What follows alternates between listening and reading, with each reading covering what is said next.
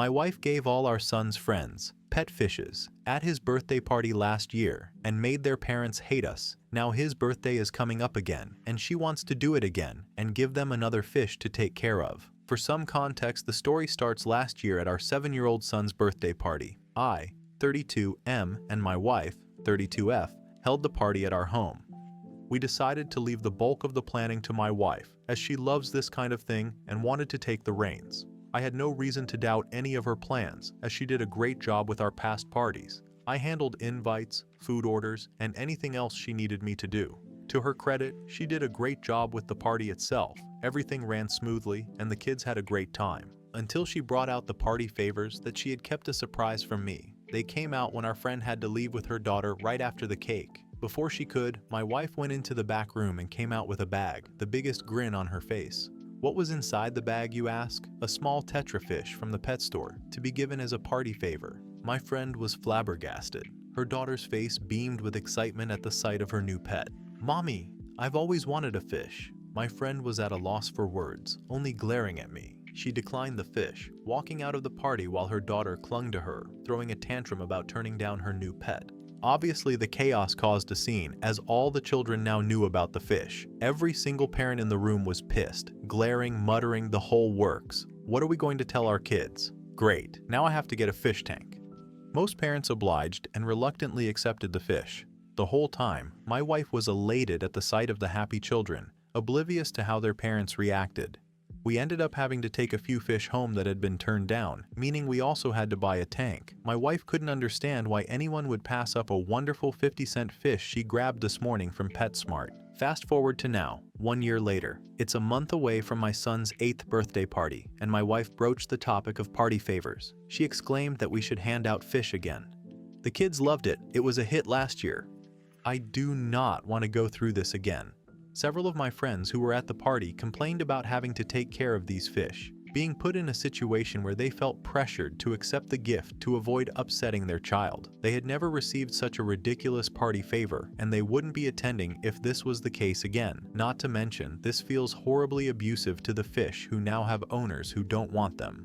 My wife brushed all of this off, saying that the parents were being selfish for not thinking about what makes the kids happy.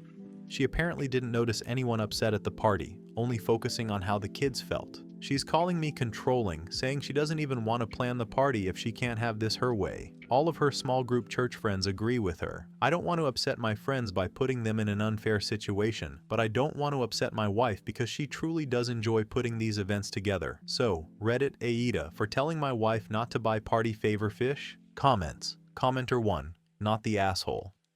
She gave the parents an obligation, not a treat for the children. OOP. I'd be so upset if that happened to me. She has already argued, I'd love to receive pets as a party favor. Who wouldn't? She loves animals and can't understand that other people's situations may not be ideal for adding a pet. Commenter 2. Honestly, I wouldn't be surprised if a lot of parents RSVP'd no this year. And if she does fish again, no one will come to her son's parties again after this. She needs to think about her son and his future. She needs to think about the fish. She needs to think about the other parents and her spouse. OP. Instead of getting her jollies off kids being excited while she makes everyone else miserable. OOP. You're absolutely right. It's so unfair for our son if his friends don't attend because of her actions. Commenter 3. That's not a gift. Your wife is giving out chores and unwanted expenses to those parents. Wife is very selfish for that. Ask her if she is willing to buy the fish tanks, supplies, and food, and is she willing to go feed each fish daily and clean their tank when needed. I bet she'll say no. OP. I've asked about the fish tanks and she said, that would be too expensive to buy 20 fish tanks, which I thought would convince this is a bad idea. Commenter 4. What the actual F? These are live animals, not fucking party favors. Definitely not the asshole. OOP agreed.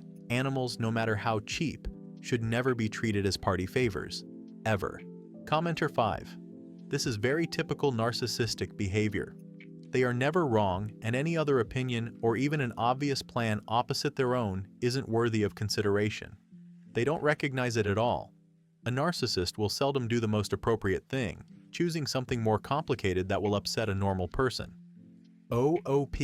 You're very intuitive. I believe you're absolutely right. She just focused on how the kids were so happy and how that encouraged her to do it again, implying it made her very happy seeing the kids happy. Commenter 6. Definitely not the a-hole. Borrow someone's dog for a day and say you got it as a birthday present and see how she reacts. Unless she would love that, then don't, maybe a snake or something. OOP.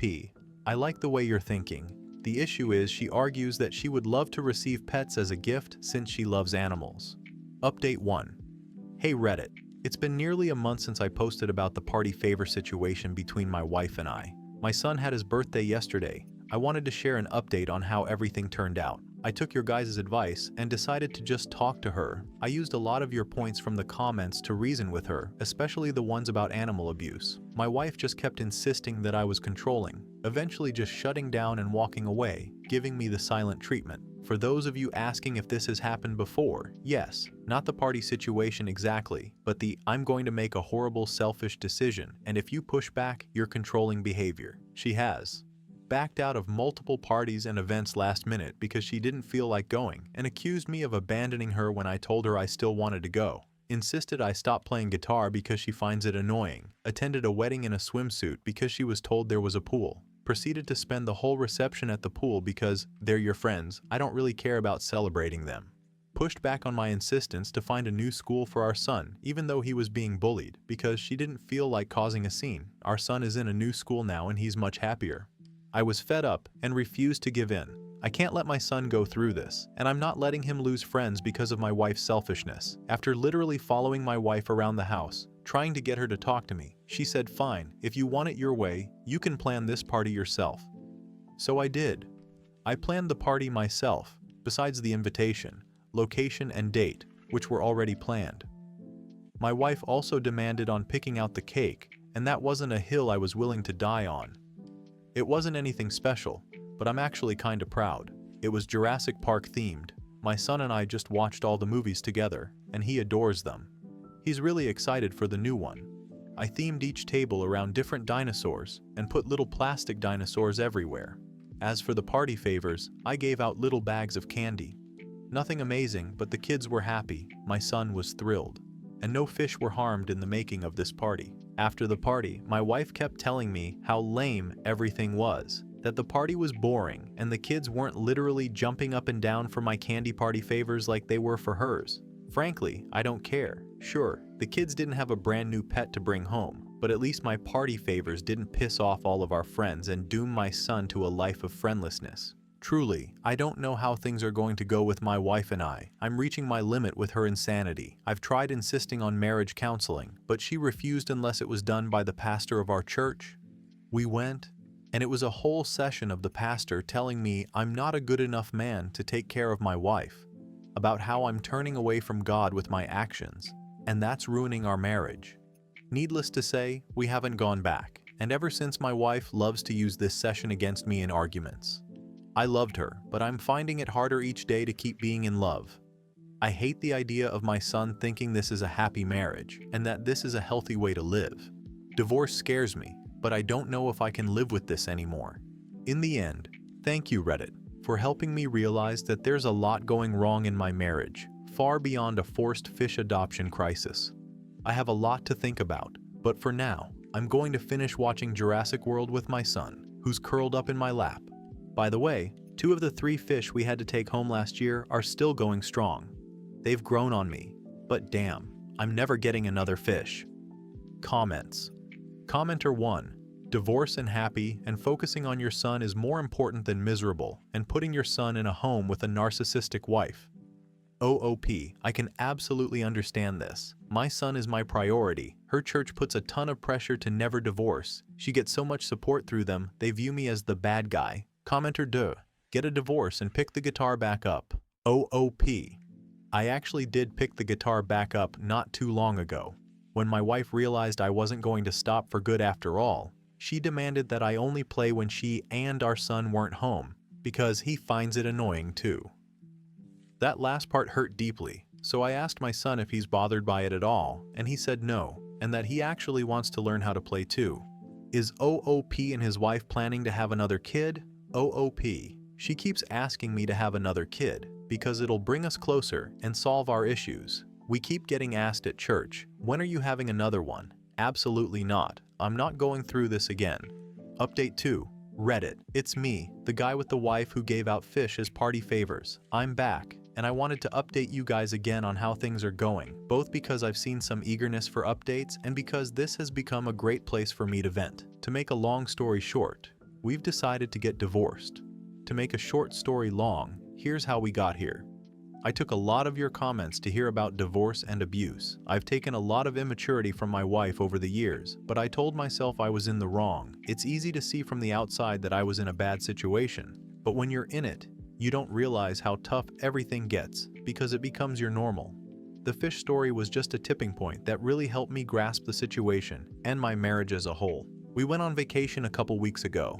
We traveled down to Georgia to stay with my wife's parents. To put some perspective on how I've been manipulated throughout this marriage, my in-laws agree with their daughter on just about every disagreement we've had. They once sat me down and lectured me about how I'm not making enough money to support their daughter, that she shouldn't have to work, and that I'm not a good enough man or husband because I don't take her to Disneyland every year.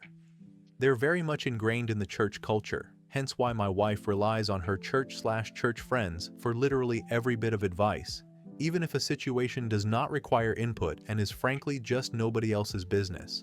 During our trip, we all went to Cracker Barrel. The whole time my mother-in-law and father-in-law didn't talk once to each other. They stared at their phones or at their menus. Everything just felt so cold and uncomfortable. They weren't in love. They seemed just annoyed to be around each other. And it hit me. That's my wife and I exactly. And that's how it's going to be for the rest of our lives. It's not going to get better. I excused myself to the bathroom and cried. It wasn't about the fish or her wearing a swimsuit to a wedding. I wasn't happy. I was being gaslit constantly, blamed for everything, and was stuck in an emotionally abusive marriage with a childish wife who won't take no for an answer and wants everything her way, or else I'm apparently a horrible monster. I told my wife later that evening that I wasn't happy with our marriage. Maybe I shouldn't have started this conversation on vacation, but I just needed to get everything off my chest. She admitted she wasn't happy either, but just kept telling me that we should try to make things better, that we needed to stay together for our son.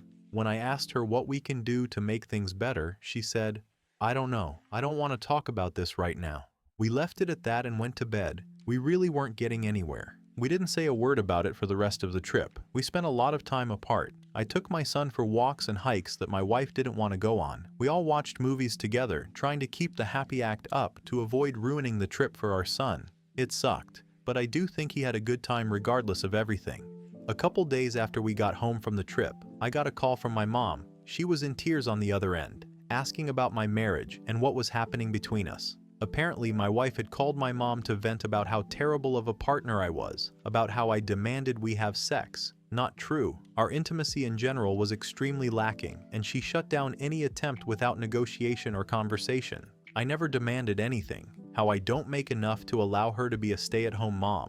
She hates cooking and cleaning. I'm not even sure what she would do all day as a stay-at-home mom. And again about how controlling I was. I tried reassuring my mom as best as I could, and she said she understood that I had good reasons for how I was behaving in our marriage, but that essentially fractured my relationship between my wife and my mom and pushed the end of our marriage. I confronted my wife. It wasn't this big, dramatic, emotional moment. I was just done. I was apathetic, hollow. I felt nothing for her anymore. I told her, "This is not how a person treats someone they love. Do you even love me?" After a long pause, my wife said, "No, I honestly don't love you." And in truth, I didn't love her anymore. I ended it there, telling her, "Fine, we're getting a divorce." And all she said was, "That's your decision, if that's what you want." So that's where we're at. We haven't started anything legally official yet, but we're on our way. I'm sleeping on the couch. She's declared she wants to keep all the pets, except the fish, of course. My son is taking it well. We told him together, and all he said was, "It's okay. I knew it was going to happen soon." He's so incredibly smart and mature at 8 years old, and I'm really grateful he understands. We reassured him that we both love him dearly, and that even though this is a big change, we're all going to do everything we can to make this easy. As for her church, I found out all along she was sleeping with the pastor. Nah, I'm just kidding. For some backstory on our church experience, I used to be pretty religious and attended Church A with my wife. I started questioning my faith and told her how I was feeling. She got so angry, angrier than I've ever seen her. She tried to hit me, so I blocked her arm. My wife then screamed at me for putting my hands on her and tried to leave with our son. He was 4 at the time. I refused to let him go with her, and she stormed off on her own. My wife told all of our church friends how much of a monster I was for what I did, to the point where they started encouraging her to call the police on me. She never did. She just told me that's what they advised her to do. After that, I refused to go to that church and later joined Church B, which my wife joined too. She wasn't motivated to go to Church A without me. We left Church B for a multitude of reasons: terrible leadership, money laundering, poor treatment of our son, and my wife insisted we go back to Church A. I tried, but everyone there treated me so coldly. Not once after the incident did any one of my friends from Church A ask how I was doing or if what they were told was true. I stopped going to church altogether, and she kept going. Now they've all but excommunicated me, and I never plan to speak to any one of them again. I have a long road ahead of me, but right now, I'm just grateful that I'm finally taking the steps I need to in order to be happy, healthy, and free from this marriage that was weighing me down for so long. It's scary, I won't lie. The unknown is always terrifying, and starting over after years of building a life with someone feels like standing at the edge of a cliff with no idea what's on the other side. But at the same time, for the first time in years, I feel lighter. I feel like I can breathe without constantly waiting for the other shoe to drop. Thank you, Reddit. Truly. When I made my first post, I wasn't sure if I was being irrational, dramatic, or if I had just lost perspective after being in this situation for so long. A part of me kept telling myself that maybe I was overreacting, maybe I was the problem, maybe this was just what marriage was supposed to feel like. But seeing your replies, reading your experiences, and feeling the honesty in your words helped validate everything I was going through. It made me realize I wasn't crazy for wanting respect, love, and peace in my own home. It gave me the courage to stop settling for less than I deserve. In a way, I always knew something had to change. Deep down, I think I was just waiting for permission to admit it out loud. And while no one can make these choices for me, your collective support gave me that extra push I desperately needed. So many of you reminded me that happiness isn't selfish, that freedom isn't failure, and that it's okay to choose myself for once. I don't know exactly what the future looks like yet. Comments. Commenter 1. The fact that she has a history of lying to make you look bad could make this a very nasty divorce. Lawyer up and start documenting. Commenter 2. Please write down and keep track of everything. I have a feeling she isn't going to be fair when it comes to custody and visitation. I would insist on 50-50. Stay involved in your son's life, including his school stuff. You will need to show the court you are involved, and they do ask the teachers. And above all, your son needs to know that he is still important to you, and one way is to be involved of those aspects of his day-to-day life. Commenter 3. Not the asshole. It sounds like you finally saw the truth of your marriage and acted on it. Staying for the sake of appearances would have just kept us both miserable. Divorce sucks, but freedom and peace are worth it, and your son seems smart enough to see you made the right call. Commenter 4. Protect yourself. Don't let your wife beat you to court. Start the process. Get the lawyer started. Secure your documents, person items, and half of the money. Change passwords. Freeze joint credit accounts. Do not commit financial abuse. You are only trying to ensure that you do not become the victim of financial abuse. Be sure that she has access to money to live and take care of the kids and get her own lawyer. Don't wait for a sucker punch.